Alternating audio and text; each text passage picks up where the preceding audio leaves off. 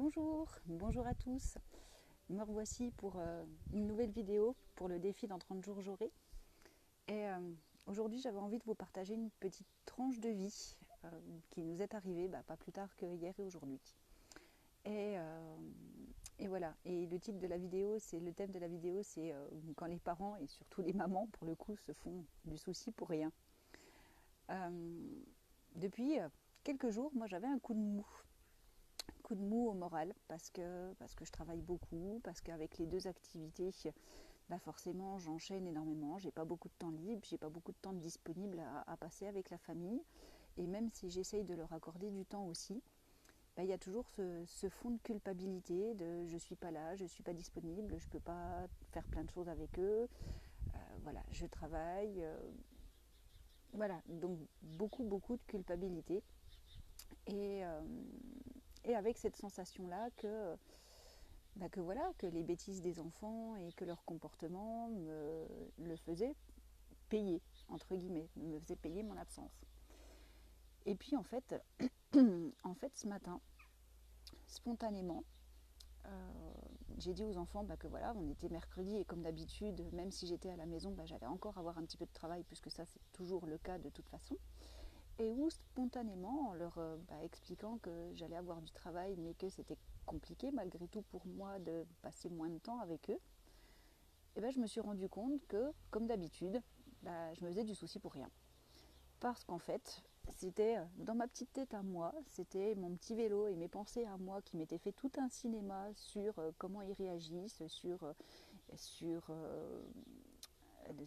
comment dire. Voilà, j'imaginais en fait leur réaction. Et vu que j'ai un très fort côté d'autoflagellation et je m'accable très facilement, donc pour le coup j'imaginais beaucoup qu'ils m'en voulaient, qu'ils n'étaient pas contents et tout ça.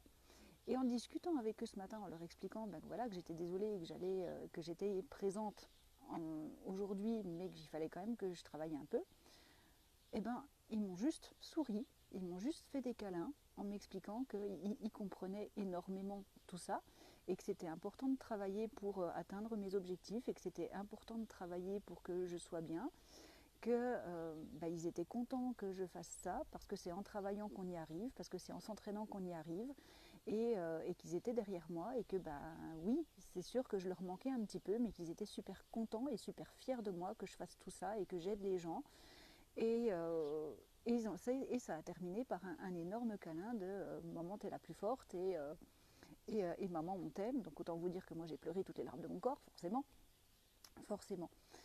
Mais tout ça pour dire que souvent on se laisse quand même très facilement emporter par nos propres pensées négatives et qu'en fait ce qui se passe autour de nous c'est absolument pas ce qu'on imagine.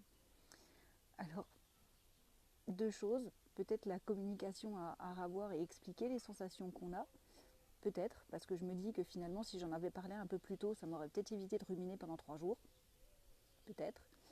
Et puis finalement, ça sert à quoi d'avoir ces pensées négatives? Alors je rebondis sur la vidéo de Sophie, que Sophie, une de mes amies, a publiée aussi sur comment mettre le frein à nos pensées négatives. Et où effectivement, on a moyen de mettre un frein à ces pensées-là. Parce que plus on va penser négativement, plus on va dire, attirer du négatif ou voir du négatif. Et plus on va penser positivement et voir des solutions à tout, forcément, plus on va attirer du positif. Donc, je vais vous partager l'astuce qu'on m'a appris et qu'effectivement j'avais un peu oublié d'utiliser et que grâce à la vidéo de Sophie, la vidéo de Sophie me l'a rappelé. Et quand comme moi vous avez le petit vélo, quand vous avez la tête qui commence à partir dans des ruminations, dans des choses très négatives, dans beaucoup de dans, voilà, dans un encombrement de pensée qui souvent n'apporte rien parce que hormis nous plomber encore plus, ça ne sert pas à grand chose. Quand vous avez l'impression que c'est la tempête à l'intérieur du crâne, il y a une technique toute simple qui existe, c'est de répéter, de couper la chic à ses paroles à l'intérieur de soi et de se répéter neti, neti, neti. Et en fait, le fait de se répéter ces mots-là peuvent nous permettre de devenir observateurs de nos pensées, de nous rendre compte qu'en fait c'est juste une tempête et qu'au lieu d'être emporté par la tempête, et bien finalement le fait d'utiliser cette technique neti-neti permet de nous remettre au cœur du cyclone et d'observer tout ce qui se passe. Donc du coup d'être beaucoup moins impacté et de s'en sortir beaucoup mieux. Salut Cécile.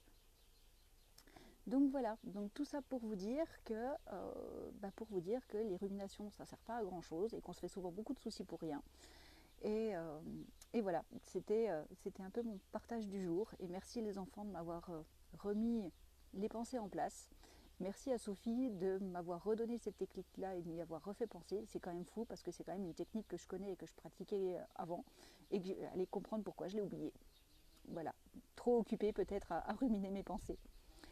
Je vous dis à bientôt et bonne journée.